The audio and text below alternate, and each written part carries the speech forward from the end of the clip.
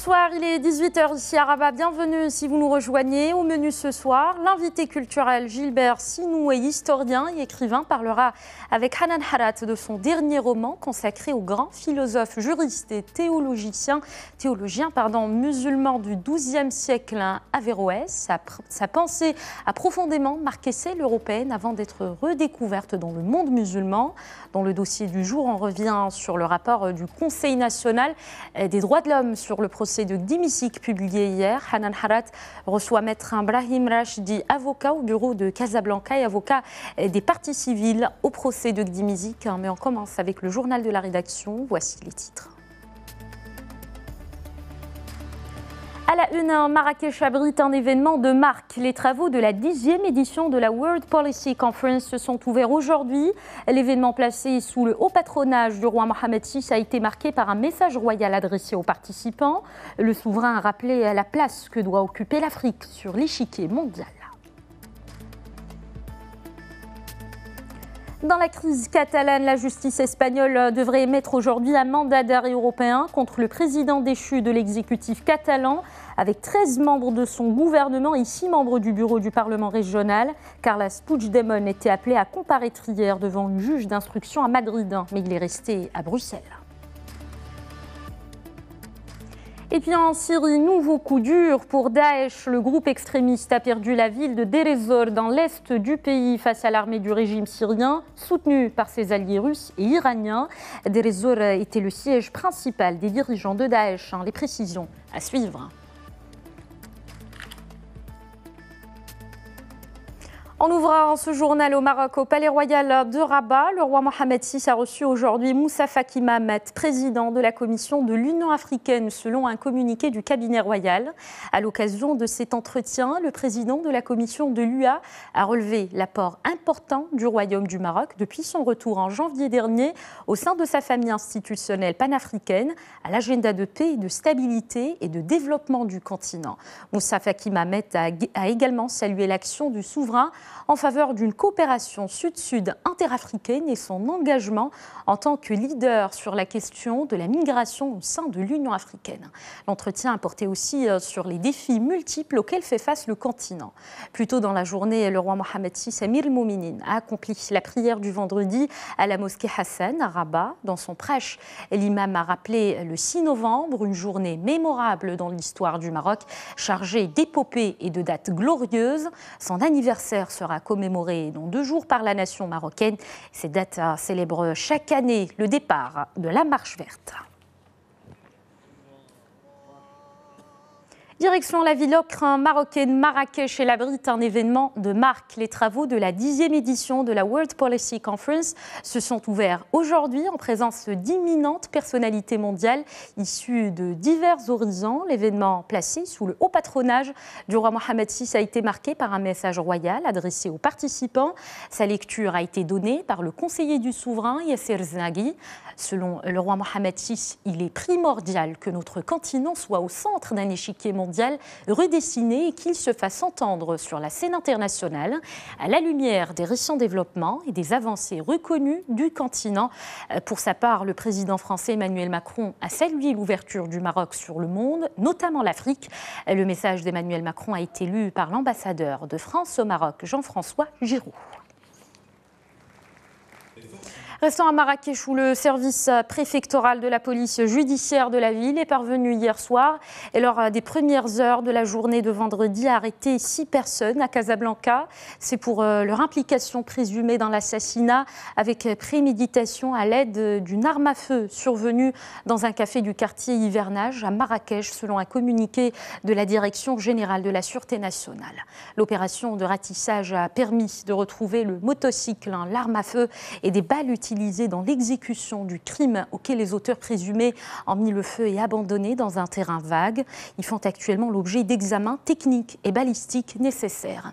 Des opérations de recherche ainsi que l'enquête se poursuivent dans cette affaire pour interpeller tous les intervenants impliqués dans cet acte criminel. Retour sur la crise catalane à présent. Carles Puigdemont retient son souffle. Un mandat d'arrêt européen devrait être émis dans la journée contre le président de l'exécutif catalan déchu. La justice espagnole devait demander à la Belgique de lui livrer Puigdemont au lendemain de l'incarcération de membres de son gouvernement destitué. Férouz Bentaleb nous en dit plus. Le bras de fer judiciaire se poursuit entre les séparatistes catalans et le gouvernement central espagnol. La juge de l'audience nationale, juridiction spécialisée dans les dossiers complexes, a ordonné le placement en détention provisoire du vice-président Oriol Junqueras et 7 des ministres destitués et a également ordonné la liberté sous caution de 50 000 € pour un 9e ministre, Santi Vila, qui avait démissionné avant la proclamation unilatérale de sécession de la Catalogne. Les dirigeants sécessionnistes sont accusés d'avoir encouragé un mouvement d'insurrection active au sein de la population catalane pour parvenir à la sécession. Recevoir une convocation avec charge et en moins de 24 heures, une rapidité sans précédent dans le milieu judiciaire espagnol et sans prendre le temps de joindre des preuves contre la personne suspectée ou pour elle de préparer correctement sa déclaration. Ceci est impensable dans le monde de la justice. Lors d'un discours retransmis à la télévision catalane, Carles Puigdemont, qui fait l'objet d'un mandat d'arrêt européen, a fustigé depuis Bruxelles les décisions prises contre ce qu'il qualifie de gouvernement légitime de la Catalogne et a exigé la libération de ses conseillers. L'État espagnol a décidé d'emprisonner le vice-président et les conseillers légitimes du gouvernement élu. C'est une faute sérieuse et une attaque contre la démocratie qu'ils aient emprisonné des dirigeants politiques pour la mise en œuvre d'un engagement électoral, un engagement devant le Parlement avec le large soutien de la population est un acte qui étouffe les principes de la démocratie. Les analystes voient dans la manœuvre de Carles Puigdemont une stratégie électorale, à moins de 50 jours d'un scrutin où les séparatistes espèrent reconduire la majorité qu'ils ont utilisée en novembre 2015 pour enclencher le processus de sécession. Après les défaites successives en Irak, les revers s'accumulent pour Daesh en Syrie. Le groupe extrémiste a perdu la ville de Deir ez-Zor dans l'est du pays face à l'armée du régime syrien soutenue par ses alliés russes et iraniens. Deir ez-Zor était le siège principal des dirigeants de Daesh. Souha Boutar. Daesh perd le contrôle de Deir ez-Zor, l'un de ses derniers bastions. C'est une nouvelle défaite symbolique pour le groupe terroriste.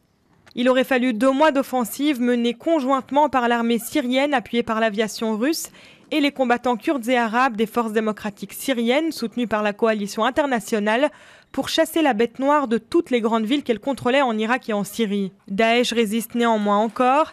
Ses partisans se sont retranchés à Bou Kamel, une petite ville à la frontière irakienne. Ils tiennent aujourd'hui un peu plus de 35% de la province et au moins un champ pétrolier, selon l'Observatoire syrien des droits de l'homme. Le siège imposé par les terroristes a provoqué d'importantes pénuries alimentaires, une flambée des prix et limité l'accès aux soins. Les largages de vivres par le régime et l'ONU ont été perturbés et l'avancée de l'armée syrienne a compliqué l'approvisionnement. Des militants signalent également des conditions humanitaires catastrophiques dans les secteurs tenus par Daesh. Nourriture et matériel médical se sont raréfiés, en plus des pénuries d'eau et des coupures de courant incessantes. Les estimations de la population de Deir ez-Zor, qui comptait 300 000 habitants avant la guerre, varient, mais les sources s'accordent pour dire qu'elle a considérablement diminué. Selon l'ONU, plus de 90 000 personnes étaient assiégées par les terroristes dans les zones contrôlées par Daesh. Après le déclenchement de manifestations contre le régime de Bachar el-Assad en 2011, des groupes rebelles s'étaient emparés d'une partie de la province de Deir ez-Zor et de sa capitale. Mais en 2014, après une importante offensive en Syrie et en Irak, Daesh s'empare de ces zones. Depuis 2015, le groupe terroriste assiège les forces gouvernementales et des civils dans le centre de la ville, ainsi qu'un aéroport militaire stratégique dans sa périphérie. Les combattants de l'EI font face à des offensives des deux côtés de la frontière. Les forces irakiennes ont repris ce vendredi l'important poste frontière de Housseïba à Al-Qaïm, reliant l'Irak à la Syrie. Le Premier ministre Haïdar al-Abadi a félicité les forces armées pour leur entrée dans cette zone de la libération de Housseïba. En 2014, les extrémistes s'étaient emparés au cours d'une percée fulgurante de près d'un tiers du territoire irakien. Depuis, les troupes irakiennes appuyées par des unités paramilitaires ont repris 95% de ces zones.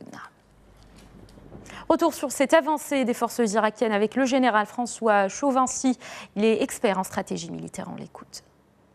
Al-Qaïm est surtout un poste frontière entre la Syrie et l'Irak. Donc sa reconquête est un point final à l'occupation territoriale de Daesh. Maintenant, il ne faut pas non plus négliger que nous avons eu affaire à une action en tenaille. D'un côté, les Syriens, les Russes et les Kurdes sur Deir ez-Zor. De l'autre côté, l'armée irakienne, sans doute avec l'aide bien entendu de la coalition contre Daesh, ont pris en tenaille complètement Daesh. Et maintenant, vous avez l'axe Al-Qaïm-Deir ez-Zor, environ 200 km le long de l'Euphrate, qui est maintenant bouclé. Ça, c'est important. On a le sentiment effectivement que l'armée irakienne a retrouvé un moral, une capacité d'agir.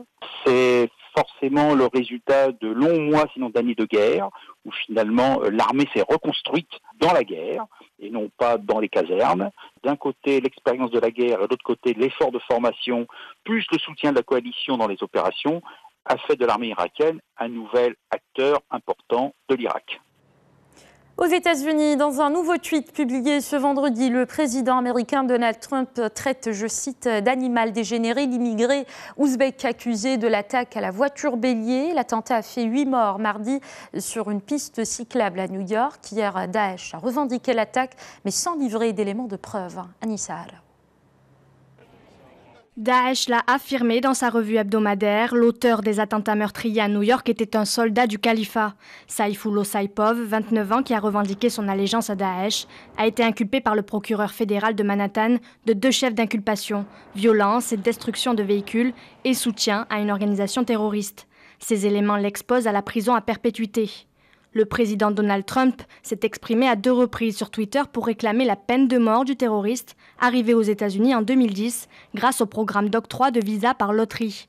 Le président américain confirme, Daesh paiera le prix fort pour tous les attentats commis aux États-Unis. Dans un État comme New York où la peine capitale n'est pas en vigueur, cela supposerait que le gouvernement fédéral utilise une loi d'exception, une démarche rare qui prendrait des années selon les experts. Si Bill de Blasio, maire de New York, a affirmé qu'il n'y avait aucune autre menace qui pesait sur New York, les mesures de sécurité ont néanmoins été renforcées.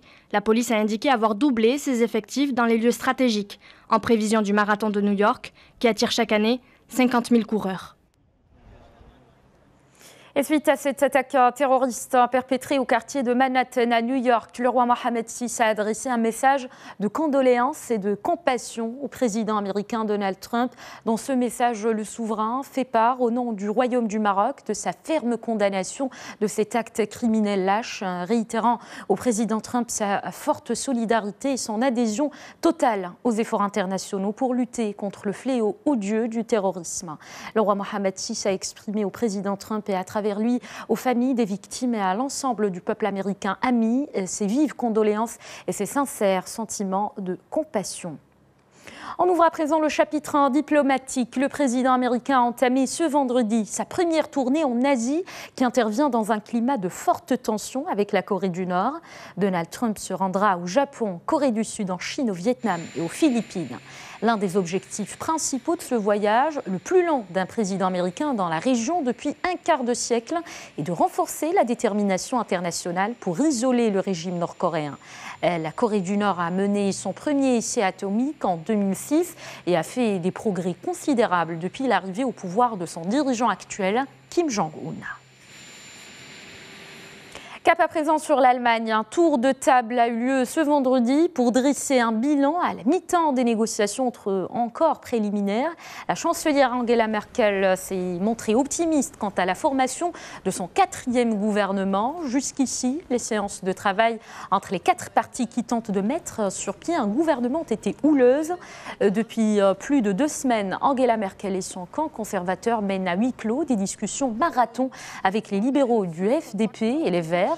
L'alliance inédite entre des partis que tout semble séparer est la seule à pouvoir constituer une majorité gouvernementale véritable et permettre à Angela Merkel d'enchaîner un 4e mandat. Retour en Afrique et on part maintenant au Mali. Bamako a accueilli 15 ambassadeurs du Conseil de sécurité des Nations Unies à la suite d'une réunion du Conseil de sécurité lundi à New York. Les participants à cette rencontre ont insisté sur l'urgence de mettre en œuvre l'accord de paix au Mali. Les membres du gouvernement malien et les groupes armés signataires sont retrouvés à la primature pour faire le point. C'est un reportage de Mohamed Danyoko. Cette rencontre qui a réuni les membres du gouvernement, les groupes armés signataires, la société civile et les présidents des différentes commissions de mise en œuvre de l'accord consacrait le suivi des conclusions de la journée d'évaluation de l'accord de paix tenue le 23 juin 2017. Il s'agissait de faire le point des acquis, d'identifier les difficultés et de proposer des solutions permettant de parachever sa mise en œuvre. Tout porte à croire que l'accord commence à porter ses fruits. On peut signaler l'arrivée du gouverneur et puis la validation de la stratégie de développement des régions du Nord et le fonds de développement durable. Donc tout ceci, c'est des avancées notoires qu'il faut signaler dans cette période après le 23 juin. L'une des avancées notables, c'est le fait que les 2 groupes armés signataires de l'accord, que sont la coordination des mouvements de l'Azawad et la plateforme, qui il y a peu s'affrontaient dans le Nord, aient parlé d'une même et seule voix. Le 20 septembre dernier, nous avons signé des engagements de vivre ensemble et de s'accepter. Ensuite, en ce qui concerne toujours la mise en œuvre de l'accord, nous n'avons pas de difficultés à nous rapprocher et à défendre la mise en œuvre de l'accord parce que ce sont les mêmes populations, les mêmes terroirs qui sont demandeurs des retombées de cet accord. Si cette entente entre la CEMA et la plateforme a été saluée, leur réticence quant à l'implication des autres groupes armés non signataires de l'accord dans le processus de réinsertion pourrait être le début d'un nouveau problème. Il a 77 ans, il est né au Bangladesh et il est prix Nobel de la paix. Mohamed Younous a fait un travail de longue haleine en faveur du microcrédit pour lutter contre la pauvreté. Il est considéré comme le pionnier du social business, définissant un nouveau modèle entrepreneurial. Il était à Barchid hier, où il a lancé le projet Moulat El Khair. C'est un reportage de Mroua Ben Halima et Salim Aki sur un récit de Soha Boutara. C'est Mohamed Younous, le prix Nobel de la paix 2006, connu pour son œuvre en faveur du microcrédit et de la lutte contre la pauvreté, qui plante la première pomme de terre du projet Moulat El Khair au Douar Lambarkine dans la province de Barrachid. Il marque ainsi le lancement d'un projet d'entrepreneuriat social dans le secteur agricole au Maroc, qui permettra le développement social de tout un écosystème rural à travers des unités de production de pommes de terre. C'est un moment très important aujourd'hui, nous l'avons fait, nous sommes heureux d'être présents ici avec les bénéficiaires, les gens qui travaillent ici et les compagnies avec lesquelles nous sommes en partenariat pour mener le projet à la réussite. Moulat El Khair est né de la coopération entre Mohamed Younous, l'entreprise canadienne McCain et 3 acteurs marocains de l'agroalimentaire, à savoir AgroPro, La Belle Vie et Yosi Food. Moulat El Khair prend la forme d'un social business dans le secteur agricole. Les familles bénéficiaires de ce projet auront un emploi stable et profiteront d'une couverture sociale. Ce nouveau projet permettra également aux ouvriers agricoles et les plus démunis de bénéficier de formations. Dans le cadre de ce projet, Mohamed Younous a participé aux côtés d'acteurs locaux à la 3e édition des rencontres Responsabilité et Performance à Casablanca.